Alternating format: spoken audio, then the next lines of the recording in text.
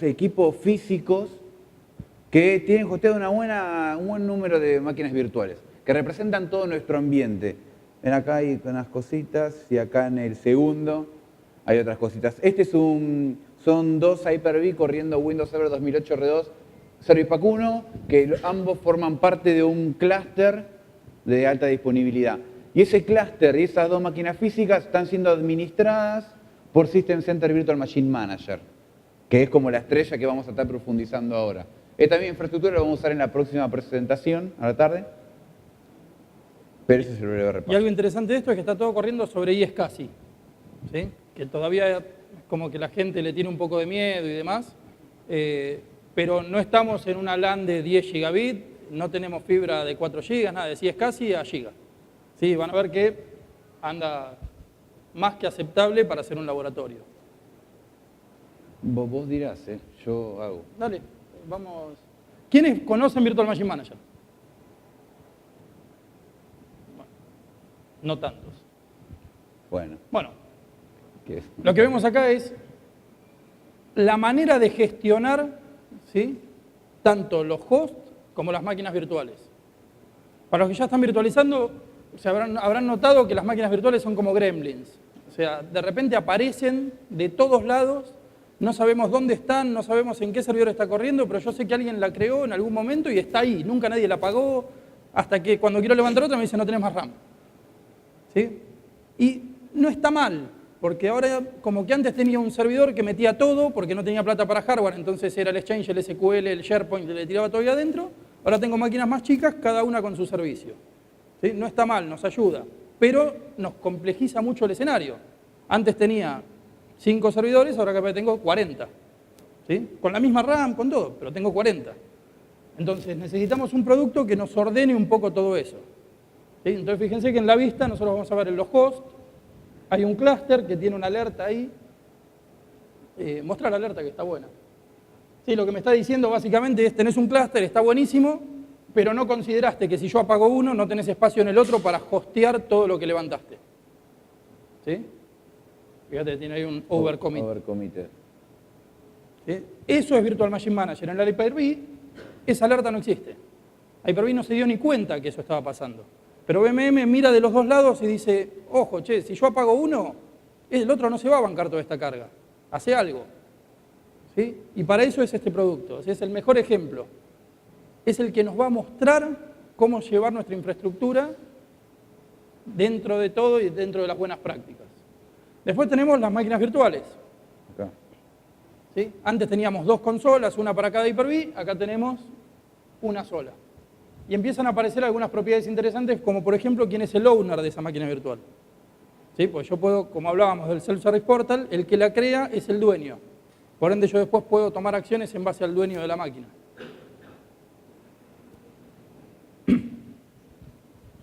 ¿Cómo cambiar el owner ahí? Así después lo vamos al otro lado. Dale. Y otra cosa muy interesante que tiene PMM es la librería. ¿Sí? Es nuestro repositorio de todo. Ahí vamos a tener nuestras ISOs para instalar los sistemas operativos, nuestros templates, nuestras máquinas preinstaladas. ¿Sí? La idea de esto es, yo no quiero instalar una máquina cada vez que alguien me la pide. Tengo mi máquina con Sysprep, la baso en un template, cuando hago el deploy de eso, directamente corre el Sysprep, acomoda el nombre, los detalles que necesito, y la máquina en 10 minutos está arriba. No tengo que esperar la hora de instalación. ¿Sí? Y después tenemos herramientas que ayudan, como por ejemplo, siempre el problema es, perfecto, tengo un template, pero ese template no tiene el último Service Pack, no tiene el último parche. Entonces cuando lo aprendo son 2 horas de parche, de antivirus, de actualización. Bueno, hay una herramienta gratuita que sirve para mejorar eso. Lo que hace es, prende la máquina, la parchea y la vuelve a apagar. ¿Sí? Pero sin ponerla en la red. O sea, se comunica con VMM y se ocupa de que todo eso pase. Entonces garantizo que todas las máquinas que yo tengo apagadas esperando, o los templates, se mantengan al día. Los templates de Virtual Machine Manager ayudan a que exista una estandarización y que no dependa del IT Pro que está creando en el momento la máquina virtual, que es como documentar vivo más que en un documento. Más que esté en un doc, es una forma de documentar y de compartir el conocimiento entre la gente. Créate un template, así lo vemos. New template. ¿Sí? El template va a tener varias partes. Por un lado nosotros queremos ver qué hardware le vamos a dar. Como decía Beto, un web server no va a necesitar 4 procesadores y 8 GB de RAM. ¿Sí? Pero tal vez si voy a hacer tengo una máquina para hacer Exchange, sí necesito una máquina grande. O un SQL, sí necesito una máquina grande. Por ende voy a armar el template basado en mis necesidades desde el lado de hardware. Pero por otro lado tengo también mis necesidades del lado de software. ¿Sí? ¿Qué key le voy a poner? ¿A quién se la voy a registrar? ¿Si la voy a unir a un dominio? ¿Si le voy a poner DHCP o le voy a poner un IP fija? ¿De qué pool? ¿Si va a tener una VLAN? O sea, todas esas son cosas que yo ya puedo dejar listas. Entonces, si quiero una máquina para DMZ, puedo hacer el deploy de máquina en DMZ, que le pone la VLAN, le pone la IP, le pone todo, y se hizo el deploy. Y la conecta a la placa física necesaria para que vea la DMZ. ¿Sí? Todo eso yo lo tengo que tener listo, y la idea de esto es, lo prepara uno y el resto lo consume. ¿Sí? Creás el template en base a un disco que ya tenés y medio que acá le definís lo que dijimos recién. ¿Qué tipo de hardware va a tener cada una de las máquinas que se instancie usando esa plantilla? Esa es lo que se imaginan. Un poco más RAM. Pero después, ¿cómo querés usar? ¿Qué discos adaptar? El network adapter, a dónde va a estar conectado, etcétera. Next.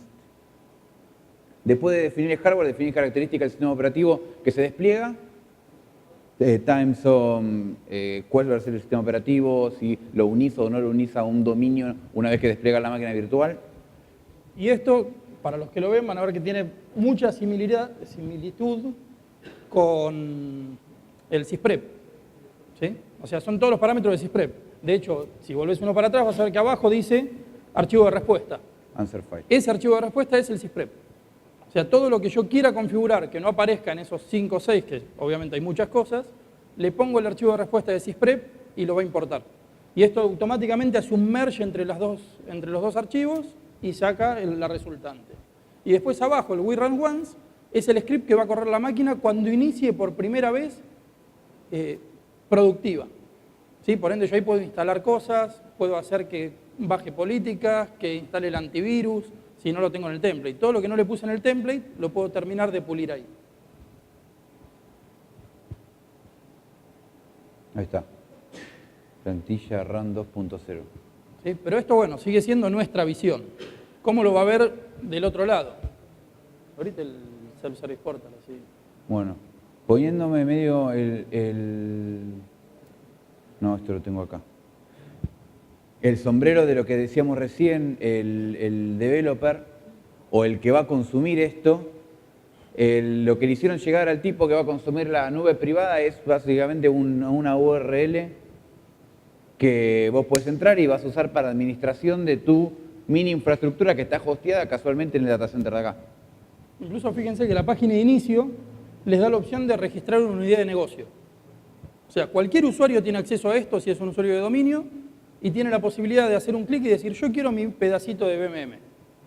Obviamente no se lo va a dar, pero nos va a llegar a nosotros un mail diciendo tal persona quiere infraestructura con estas características. Dale, así lo mostramos. ¿Sí? Que fíjense que es sencillo. ¿Cómo se va a llamar? Si va a tener un código, si tiene algún contacto. Prioridad y una justificación. ¿Por qué quiero esto? ¿Sí? Esto dispara un workflow, se aprueba la business unit, después hay que crear la infraestructura donde voy a tener que pedir la cantidad de recursos que yo quiero y demás.